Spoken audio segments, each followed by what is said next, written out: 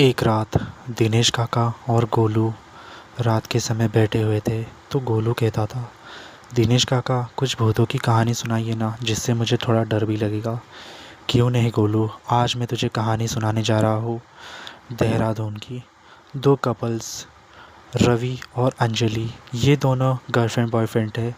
इन लोग की flight take off कर रही थी। इसके वजह से वो दोनों फ़्लाइट में से उतर गए। तो उन्होंने एक बस का इंतज़ार किया। बस के अंदर उन्हें थोड़ा बहुत अजीब लगा, क्योंकि वहाँ पर बारिश चल रही थी। इसके वजह से दोनों ने कहा, हाँ थोड़ी बारिश आई है, मौसम मौसम वैसे ही है, अब क्या कर सकते हैं इसके अंदर। फिर रवि ने उनसे कहा, अंजलि से, अंजलि तुम चिंता मत करो, यही बैठी रहो। फिर अचानक अंजलि को कुछ ऐसा दिखा, उसके होश उड़ गए। ऐसा क्या देख लिया उसने? उसने देखा कि एकदम लास्ट वाली सीट पर बस के सीट के ऊपर एक औरत बैठी हुई थी। कुछ तो मंत्र बड़बड़ कर रही थी। अंजलि उसे देखकर काफ़ी डिस्टर्ब हो रही थी, क्योंकि वो हर 2 सेकंड में वहाँ पर देख रही थी। वो औरत बहुत भयानक लग रही थी। उसने सफ़ेद कलर की साड़ी पहनी हुई थी और अंजलि लगातार उसे देखे ही जा रही थी, क्योंकि बहुत अजीब लग रही थी।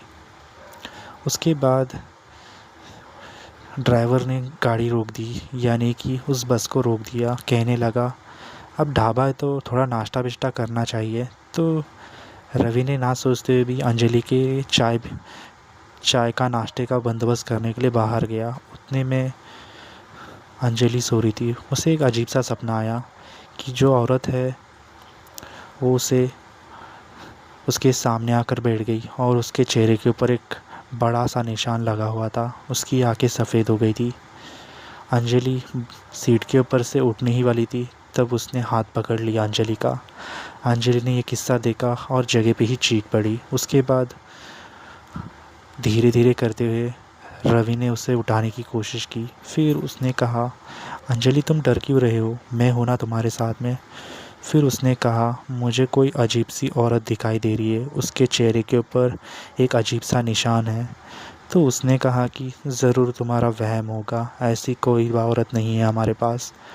फिर उसने पीछे पलट कर देखा तो औरत वहाँ से गायब हो गई थी। फिर अंजलि कुछ मंत्र बड़बड़ कर रही थी। फिर उसके एयरफोन्स में एक ही आवाज़ आ रही थी और वो कह रही थी, मेरे हाथों से तू नहीं बचेगी, देखती हूँ तुझे कौन बचाता है। उसके बाद असली डर चालू हो गया। बारिश लगातार रुकने का नाम नहीं ले रही थी, लगातार बारिश हो ही जा रही थी। उसके बाद ये सुनते ही अंजलि बहुत ज़ोर से चीख पड़ी। ड्राइवर ने बस एक पेड़ के यहाँ पर उड़ा दी। उसके बाद उस बस का एक्सीडेंट हुआ। उन दोनों बाहर आ गए। तो रवि ने कोशिश की कि वो होटल में रहने वाले हैं, वहाँ से कुछ इंतज़ाम हो जाए गाड़ी का। तो फ़ोन लगाने वहाँ पर गया। तो अंजलि ने कुछ ऐसा देखा जिससे उसके रोंगटे खड़े हो गए। उसने देखा देहरादून का एक पहाड़ था, वहाँ पर एक औरत थी जो कि शादी के कपड़े पर थी। उसने उसे देखा और वो वहाँ से कूद गई। फिर वो चिल्ला दी। फिर उसके बाद रवि ने कहा, क्या हुआ तुम्हें? तो उसने बताया कि एक शादी का जोड़ा पहने हुई औरत इस चट्टान से छलांग मार दी। तो उसने कहा कि आज तुम्हें हुआ क्या है, बहुत अजीब बिहेवियर कर रही हो। उसके बाद रवि ने ना सोचते हुए भी उसे कमरे में ले गया और उसे समझाया कि अगले 2 दिन में शादी है, तब तक तुम तैयारी कर लो। उसने उस औरत का डर अंजलि के दिमाग से हटा दिया। फिर अंजलि पहले जैसा बिहेवियर करने लग गई। उसके बाद दूसरे दिन उनकी हल्दी की रस्म थी। तो उन लोग काफ़ी सारे दोस्त लोग सब डांस वांस कर रहे थे। सब अपने अपने ही धुन में डांस वांस किए जा रहे थे। अंजलि भी बहुत खुश थी। उसने भी थोड़ा बहुत डांस किया और फिर वो मेहंदी के यहाँ पर मेहंदी लगाने लग गई। उसे बहुत अजीब सा महसूस हुआ। ऐसा लगा उसे कि कहीं ना कहीं कुछ गड़बड़ है। फिर रवि ने उससे बताया, तुम चिंता मत करो, यहाँ पर सब लोग हैं, तुम्हें डरने की कोई ज़रूरत नहीं है। हो सकता है कि तुम्हें थोड़ा डर लगेगा, क्योंकि इन लोग नए लोग हैं, ये हमें जानते नहीं, इसके वजह से तुम डरना नहीं, मैं तुम्हारा हर इसमें साथ दूंगा। रवि ने उसे हिम्मत दी और अंजलि ये बात पर खुश हो गई और उसने शादी के प्लान्स बता दिए। फिर अंजलि कहने लगी, चाहे कुछ भी हो जाए मैं तैयार ही हूँ, आगे की तैयारी क्या करनी है। उसके बाद वो जैसे ही अंजलि डांस बींस ख़त्म हो गया तो मेहंदी निकालने के लिए बैठ गई, तो उसे एक अजीब सी औरत दिखाई देने लगी। करीब वो घूंघट ओढ़े हुई थी और दुल्हन के इसमें अंजलि के होश उड़ गए। वो अंजलि मेहंदी लगा रही थी, तभी अंजलि के हाथ जल गए। उसने छुड़वाने की काफ़ी कोशिश की पर वो औरत उसका हाथ छोड़ने का नाम ही नहीं ले रही थी। फिर जैसे ही उसने घूंघट हटा दिया वो औरत सब लोग के सामने आ गई। सब लोग उसे देखकर हैरान हो गए। सबसे पहले वो उठकर रवि की गर्दन थी उसे मरोड़ दिया और ऑन द स्पॉट रवि की मौत हो गई।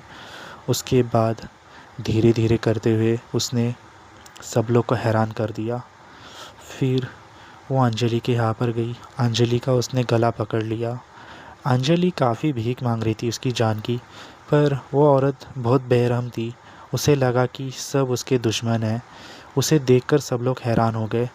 लाइट बंद चालू होने लग गई और सारे मिरर थे सब फूटने लग गए।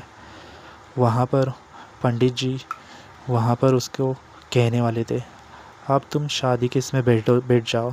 फिर अंजलि ने कहा, मुझे बहुत अजीब सा सपना आया। कुछ नहीं, कोई दिक्कत नहीं। फिर उन लोग मंडप में बैठे हुए थे। उतने में वहाँ से जो रवि था वहाँ पर बैठा हुआ था, पर उसके पास कोई और ही दूसरी औरत बैठी हुई थी जो कि शादी के कपड़े पहनी हुई थी, दुल्हन के कपड़े। तो अंजलि उसे देखकर हैरान हो गई। फिर उस दुल्हन ने उठकर रवि की फिर से गर्दन मोड़ने की कोशिश की। फिर अंजलि का शक यकीन में बदल गया क्योंकि वहाँ पर लाइट फ्लिकर होने लग गई थी। सारे शीशे सब टूट गए थे। इसके लिए सब लोग देखकर हैरान हो गए। फिर क्या था, धीरे धीरे करते हुए वो अजीब सी औरत, उसके चेहरे के ऊपर अजीब सा निशान था, वो अंजलि के पास आई और उसने उसकी गला पकड़कर मारने लग गई। करीब जब तक उसकी जान नहीं जाती तब तक उसने छोड़ा ही नहीं। लगातार उसके ऊपर हमला करे ही जा रही थी। उस तरह इन दोनों रवि की मौत हो गई। उसके बाद वहाँ का एक आदमी आया, वो बूढ़ा आदमी था। उसने कहा कि ये वही कर रही है। कौन कर रही है? कुछ टाइम पहले यहाँ पर एक लड़की रहती थी, तो उसकी शादी हुई थी, तो उसने अपने पति के साथ यहाँ पर पहाड़ के यहाँ पर घूमने आई थी, पर पति को क्या हो गया उससे पता नहीं चला। इसके वजह से उसने उसे एक खाई में ढकेल दिया। तब से उसकी आत्मा यही भटकती है और जिस किसी ने भी उसे देखा या यहाँ पर इस हॉल के अंदर शादी करने का सोचा तो उन्हें मार देती है। कोई व्यक्ति ज़बरदस्ती अगर मंडप तक पहुँचा तो वो लड़की किसी को छोड़ती नहीं है और जगह पे मार देती है। इसके तरफ सब लोग हैरान हो गए। उन्हें लगा कि ये पुरानी घिसी पिटी कहानी है, कौन होगा ऐसा। मैनेजर को होश उड़ गए जो हकीकत उसके सामने आ गई थी उस लड़की की, जैसे कि अंजलि की और रवि की मौत ऑन द स्पॉट। क्या फिर वो औरत को किसी ने नहीं देखा? नहीं, आज भी वो याद करते हैं। ऐसी औरत वहाँ पर आज भी मौजूद है जो अपने अगले शिकार का देखती है। वो शादी होने ही नहीं देती। उसे लगता है कि सब धोखेबाज है। देहरादून की कहानी सच्ची। कैसी लगी कहानी? काफ़ी अच्छी थी। दोस्तों, आपके पास भी ऐसी डरावनी कहानी है तो हमें कमेंट कर सकते हैं। हो सकता है कि मैं आप सबके सामने लाने की कोशिश करूं। तो सपोर्ट करो हमारे चैनल को, स्कैरी सबको। लाइक करो, शेयर करो और सब्सक्राइब कर दो। बेल आइकन दबाना ना भूलें हमारी लेटेस्ट वीडियो के लिए। मिलते हैं दोस्तों ऐसी